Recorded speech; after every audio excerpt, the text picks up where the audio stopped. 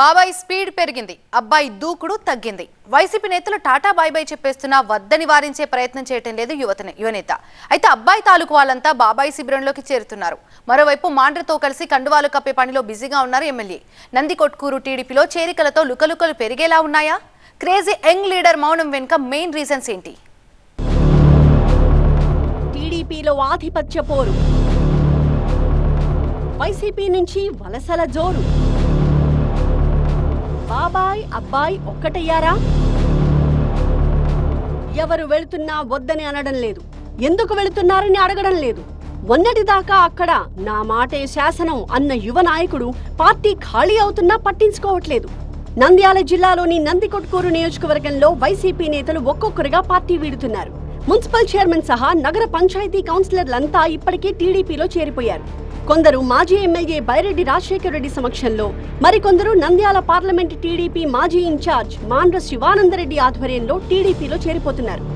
Assembly ఫలితాలకు ముందు నందికొట్కూరులో టీడీపీకి ఒక్కరంటే ఒక్క కౌన్సిలర్ కూడా లేరు. కానీ ఇప్పుడు అక్కడ సీన్ రివర్స్. వైసీపీకి ఒక్క కౌన్సిలర్ కూడా మిగలకుండా అంతా టీడీపీలో చేరిపోయారు. రూరల్ మండలాల్లో కూడా అదే పరిస్థితి. మండల గ్రామ స్థాయి నేతలు పోటీలు పడి టీడీపీలో చేరుతున్నారు.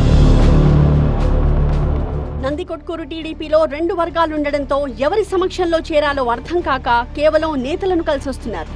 బైరెడ్డి రాజశేఖర రెడ్డి అధికారికంగా టీడీపీలో చేరలేదు. వైసీపీ నేతలను ఆయన టీడీపీలోకి ఆహ్వానిస్తున్నారే తప్ప కండువాలు కప్పట్లేదు.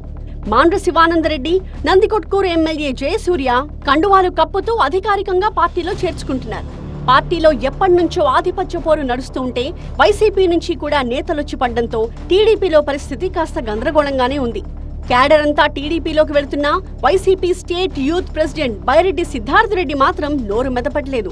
టీడీపీలో చేరికలపై ఇప్పటిదాకా యువనేత ఇంకా స్పందించలేదు.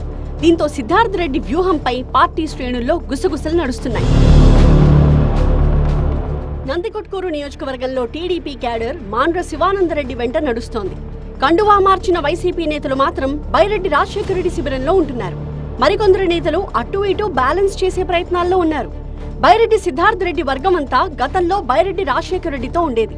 సిద్ధార్థ్ రెడ్డి వైసీపీకి నాయకత్వం వహించడం, బైరెడ్డి రాజశేఖర రెడ్డి బీజేపీలో చేరడం, ఆ తర్వాత ఆయన కూతురు శబరి టీడీపీలోకొచ్చి నంద్యాల ఎంపీగా గెలవడం జరిగిపోయాయి. ఎన్నికలకు ముందు నుంచే బైరెడ్డి రాజశేఖర రెడ్డి, బైరెడ్డి సిద్ధార్థ్ రెడ్డి మధ్య పచ్చగడ్డేస్తే భగ్గుమనేది. కానీ ఇప్పుడు ఆ పరిస్థితి లేదని రెండు పార్టీల్లో చర్చ జరుగుతోంది. చేరికల మాటున సిద్ధార్థ్ రెడ్డి వర్గం అంతా మళ్లీ రాజశేఖర రెడ్డి శిబిరానికి చేరిపోతోంది. అసలే రాజశేఖర రెడ్డి, మాండ్ర శివానందరెడ్డి మధ్య విభేదాలు భగ్గుమంటుంటే వైసీపీ నేతల చేరికలతో ఇద్దరి మధ్య అగ్నికాజ్యం పోసినట్లయింది.